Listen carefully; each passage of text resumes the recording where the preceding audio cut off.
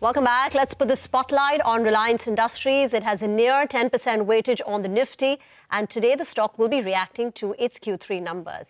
Largely in line with estimates, though analysts do point out that retail was a tad bit softer than expectations. But the stock has already corrected 7% since the start of the year, and Reliance is now very close to its 200-day moving average. 1457 is where the stock closed on Friday. 1435 is the 200-day moving average. So just 20 rupees above that level. Deven, Choksey, Probal of ICICI Securities and Gaurav Malhotra of Axis Capital are now joining in for this discussion on Reliance Industries. Thank you very much for joining in. Gaurav, let me start with you. How did the numbers fare? What is your expectation? And considering the stock went into its earnings a bit subdued and muted, is everything priced in, and where from here?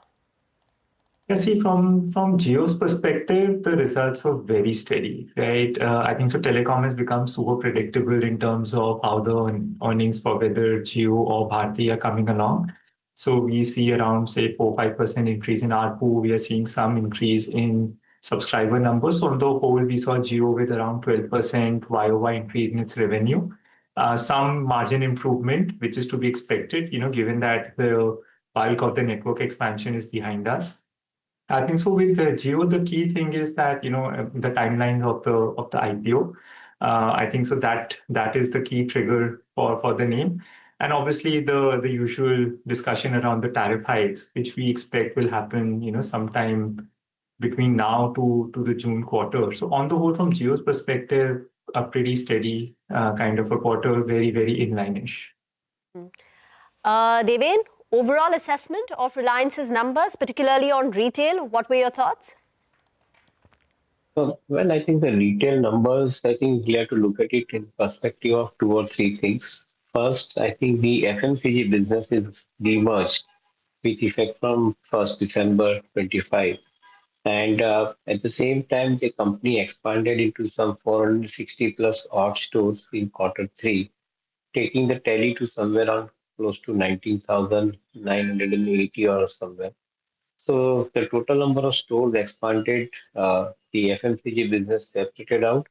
And at the same time, I think the company has invested in the logistics, particularly for quick commerce, I think, which is their new entry into this particular segment. So in my viewpoint, I think these 3 areas, if one wants to call it as a cost, yes, agreed that this particular quarter, I think it has seen the cost of around 60 bps in the profit margin. But overall, I think this I see as an investment that they have made. Probably, I think you should be seeing significantly large amount of, I think, comeback as far as retail is concerned in subsequent quarters, also due to the GST normalization, which will place its effect in subsequent quarters.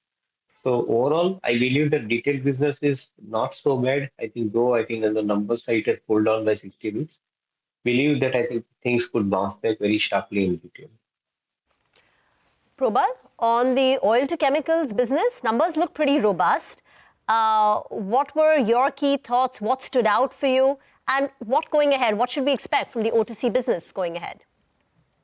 So I think what is happening in the both refining and petrochemical segments is that I think now increasingly there's a lot of pressure on lower cost and inefficient units in terms of the costs and the way economics are playing out. So what can actually help tighten the demand-supply balance is probably an increasing momentum as far as closures are concerned of smaller and lower cost, or rather higher cost units, specifically in Western Europe, from what we read. With respect to this quarter, very clearly, GRMs were obviously at very, very strong levels. So that has helped numbers. Domestic demand continues to be strong.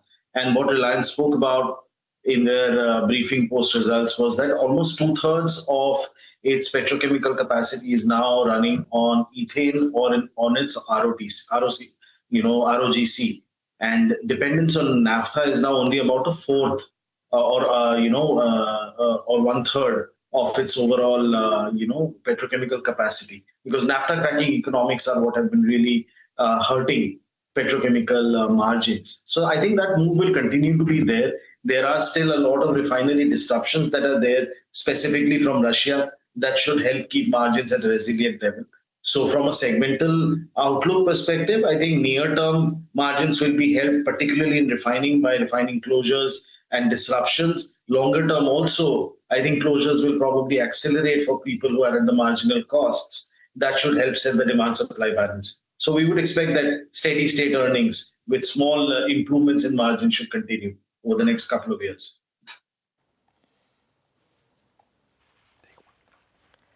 Okay. Got that.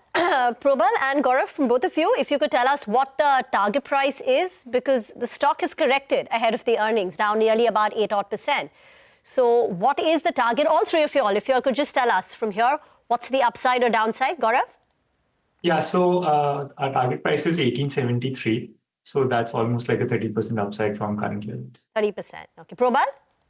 Our target price is 1740. So we have a buy rating with about a 20% upside from here. Okay. And Deven, for your clients, are you recommending buying Reliance at this juncture?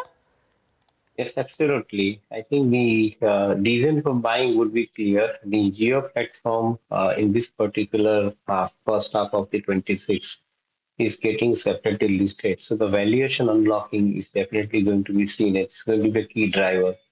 At the same time, I think we are seeing the growth in the ARPU for Jio platform, which is likely to take, even if I consider the 10 rupee hike in ARPU over next 3 quarters, probably I think we are talking about the addition of 6 to 7,000 crore worth of EBITDA, due to which I think this particular ARPU is increased. And at the same time, I think the higher amount of ROC being seen because of the 5G expansion is almost complete for Jio platform. So yes, I think consumer businesses, both retail as well as Geo platform, which are the main drivers, are likely to get re-rated in the books, and that's where we believe that the price of 1850 should be possible for Reliance. Okay, likely catalysts ahead in the form of Jio listing, ARPUs increasing, and that is keeping investors bullish. Plus, JP Morgan points out, post the recent correction, RIL has improved relative valuations.